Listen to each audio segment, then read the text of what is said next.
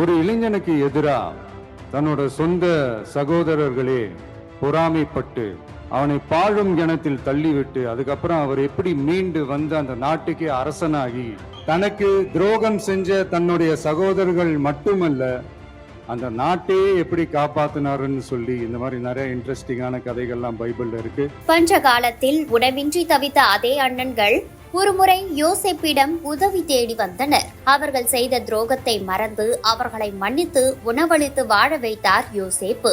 இந்த கதையை சொல்லி முடித்த விஜய் இறுதியில் ஒரு முக்கியமான கருத்தையும் பதிவு செய்தார். கடவுளின் அருளும் மக்களை நேசிக்கும் அன்பும் கடின உழைப்பும் இருந்தால் எவ்வளவு பெரிய எதிர்ப்புகளையும் வெல்லலாம் என்று குறிப்பிட்டார். மேலும் இந்த கதை யாருக்கானது என்று நான் சொல்லி உங்களுக்கு தெரிய வேண்டிய அவசியம் இல்லை என்று அவர் கூறியது அரசியல் வட்டாரத்தில் பெரும் விவாத பொருளை கிளப்பியது. யோசேப்பு அரசனான கதையை விஜய் சொல்வது அவர் விருப்பம். ஆனால் யோசேப்பு எகிப்து மக்களை அவர்களின் வறுமையை பஞ்சத்தால் உருவான சூழலை பயன்படுத்தி நிலம் கால்நடைகள் அனைத்தையும் மன்னனுக்கு எழுதி வாங்கிக் கொண்டு அவர்களை மன்னனுக்கு வேலை செய்யும் அடிமைகளாக ஆக்குவார் என்பதுதான் உண்மை. இப்படித்தான் ஜோசப் மெல்ல மன்னனானார். பஞ்சத்தில் இருக்கும் மக்களின் உணவு தேவையை பயன்படுத்தி நிலத்தை அவர்கள் கால்நடைகளை மொத்தமாக பிடுங்கிக் கொள்வதும் மன்னனுக்கு அடிமையாக மாற்றுவதும் ஏற்புடைய செயல் அல்ல. பஞ்சம் முடிந்த அடுத்த ஆண்டு முறையாக வரி கொடுத்தால் போதுமானது என கூறியிருந்தால் கூட ஒரு நியாயமான நிர்வாக யுக்தி என சொல்லலாம். ஆனால் ஜோசப் செய்தது அவர் அரசனாக வேண்டும் என்ற நோக்கத்திற்கு வேண்டும் என்றால் சரியாக தெரியலாம். ஆனால் மக்களுக்கு அவர் செய்தது தவறு.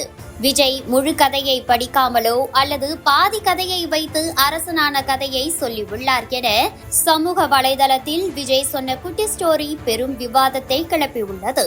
ஒரு இளைஞனுக்கு எதிரா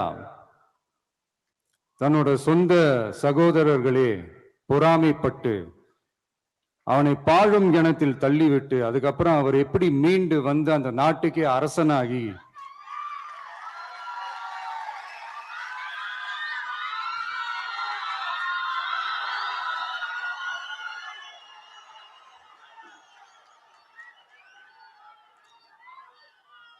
அந்த நாட்டுக்கே அரசனாகி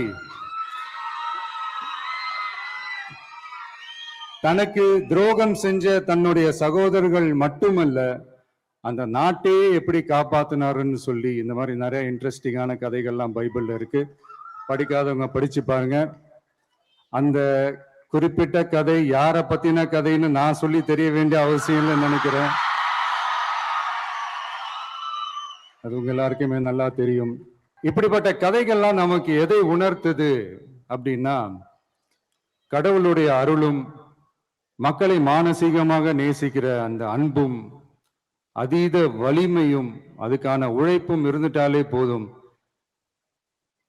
எவ்வளவு பெரிய ஒரு போராட்டமோ ஒரு போரோ இல்லை எதிரிகளையோ ஜெயிக்கலாம் அப்படின்றது தான் இந்த கதைகள்லாம் நமக்கு உணர்த்துது.